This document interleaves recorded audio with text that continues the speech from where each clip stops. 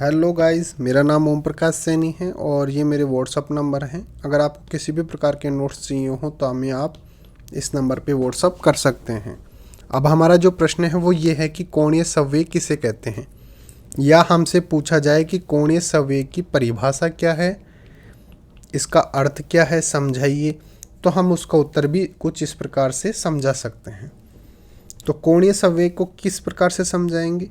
हम बोलेंगे किसी कण के रेखीय संवेग के किसी नियत बिंदु के प्रति आघूर्ण को कोणीय संवेग कहते हैं।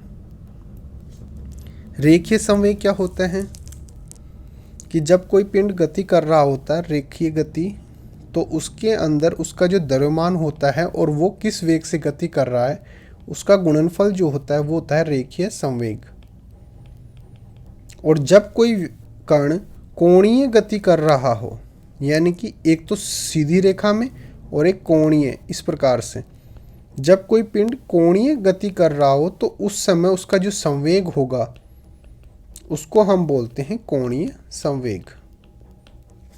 तो किसी पिंड के रेखीय संवेग के किसी नियत बिंदु के प्रति आघूर्ण को कोणीय संवेग कहते हैं। घूर्णन गति में कोणीय संवेग का वही महत्व है जो रेखीय गति में रेखीय संवेग का होता है। कोणीय संवेग को जैसे प्रदर्शित किया जा सकता है। चित्र 1 में m द्रव्यमान का एक कण P बिंदु पर रेखीय वेग v से O के परितः ऊर्ध्वाधर अक्ष के सापेक्ष घूर्णन गति कर रहा है। यहाँ पे मान लीजिए कि ये जो कोई पिंड है m, इसका द्रव्यमान है और ये O के चारों तरफ इस प्रकार से गति कर रहा है। तो क्या बोला जा रहा है, m द्रव्यमान का एक पिंड P बिंदु पर रैखिक वेग v से, यहाँ पे इसकी वेग की बात करें तो वेग क्या है, v वेग से ऊर्ध्वाधर अक्ष के सापेक्ष घूर्णन गति कर रहा है। O के चारों तरफ, ये बिंदु O है, इसके चारों तरफ इस प्रकार से ये गति कर रहा है v वेग से। माना P और O के सापेक्ष स्थिति सदिश हैं। ये जो O है और जो P है ये क्या है, सापेक्ष स्थिति सदिश हैं। कण के रेखीय संवेग P का बिंदु O के सापेक्ष आघूर्ण कोणीय संवेग J होगा। यानी कि O के सापेक्ष, ये बिंदु O है, उसके सापेक्ष P बिंदु पर जो आघूर्ण कोणीय संवेग होगा उसको हम बोलेंगे J। J से प्रदर्शित करेंगे और J का मान कितना होगा, R इंटू P। ये कोणीय संवेग का मान कितना होगा, R इंटू P। R क्या है, O और P, इनके मध्य की जो दूरी है वो तो है R, और P क्या है, ये है रेखीय संवेग बोल सकते हैं इसको। तो इन दोनों का जो गुणनफल होगा वो होगा कोणीय संवेग। और P का मान हम क्या लिख सकते हैं, m इंटू वी, क्योंकि m इसका द्रव्यमान है और v वेग से ये गति कर रहा है।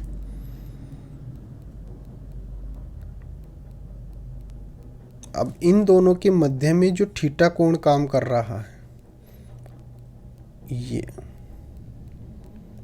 P और O के मध्य में ये थीटा काम कर रहा है, तो हम लिख सकते हैं कि J बराबर क्या होगा, R into P sine theta.